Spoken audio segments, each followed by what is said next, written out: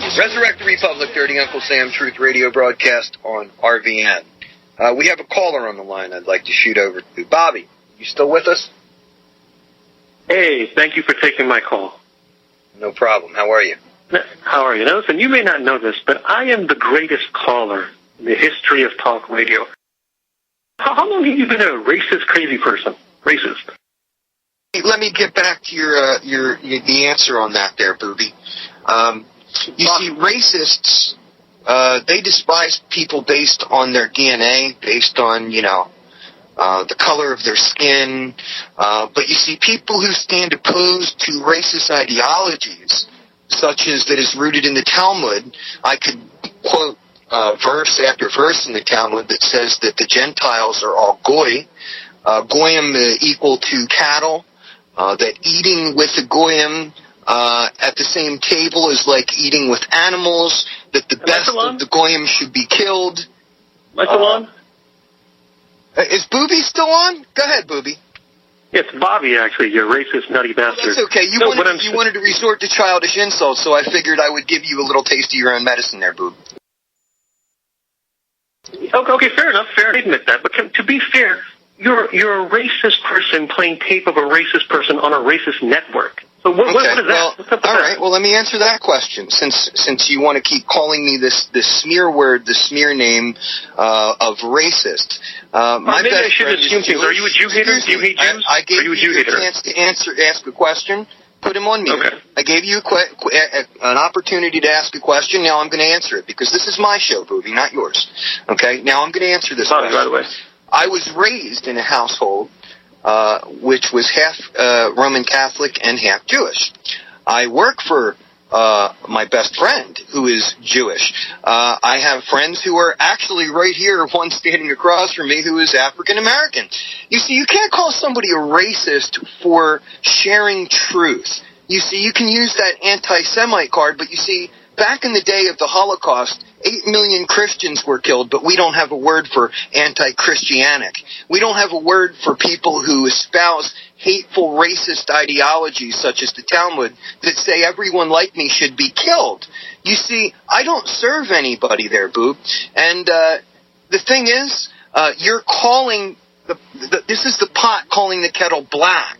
You see, you can't call me a racist for standing in opposition to a racist, supremacist ideology. You see, Benjamin Friedman was Jewish. So you see now, your theory starts falling apart when you realize the people that you're discussing, such as Benjamin Friedman, who converted his philosophy, has nothing to do with race, has nothing to do with racism, but a philosophy. And that philosophy that is put into practice, we see killing people and stealing their homes and having so many people wave the flag and support it. So, Bobby, if you really want to talk about racism, how about the rallies in Israel where they call the migrants that are coming in from Africa who happen to be Jewish too, the N-word? How about when they call Sephardi Jews the N-word? How about taking Christians to jail for preaching the word of Jesus Christ in Jerusalem? How about not allowing Christians to marry Jews even if they're atheists? You want to start talking about racism, I'll take you point for point. Go ahead, Boob. Let's go through the list here. I'll go through as many as you let me go. First of all, the person that you're playing, I heard the tape when I was on hold.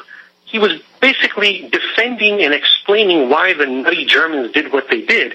He's ignoring the fact that many Nazis didn't consider Jews to be even human and basically wanted them killed. When you start explaining... I agree. I wholeheartedly agree with you that Nazism was an evil of the world. It was only, though, sir, an evil, a singular evil in the world, not the only evil in the world. What about Jewish Bolshevism? Now, you know, don't even try and tell me that the majority of the leaders of Bolshevism were not Jewish, because if you try and, take that position, it'll just be a bald-faced lie. I had some more, though. Let me finish. If you realize I wasn't done, though. 8 million Christians, my friend, 8 million Christians were put to death by the Jewish Bolshevists. So don't sit here and play the anti-Semitic Holocaust card.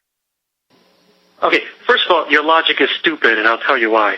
Let's say you were... Okay, that's it. Done. Cut him off. I don't do stupid. Now, I will take calls from these racist, insane, twisted ideology. Let me tell you, it comes from the precedent set by the Talmud courts, which is, they've been established now since the 50s. Certain universities give out Juris Doctorates in them.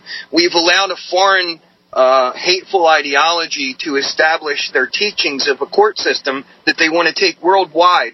And we've allowed it in the United States, and we've allowed Sharia to get a foothold because of it. I have so many friends who are Jewish who do not believe in racist ideology. They have to reject the Talmud. Why? Because they don't look at their own friends as being goyim. They don't look at their own friends as being cattle. They don't look at them as being the best of them need to be killed. Okay? I've read the Talmud. Okay? And for any of you out there, see, this is the problem. Saying, it says in the Talmud that, and espouse something beautiful that cancels out the other things in the Talmud that are so evil and supremacist. You see, they can't go to the Talmud to defend themselves. Well, we heard from one of the worst kinds of racist there is out there, and that is a Talmudist. He didn't defend the Talmud on merit. He didn't use any sort of facts. All he did was question my racism. Really interesting.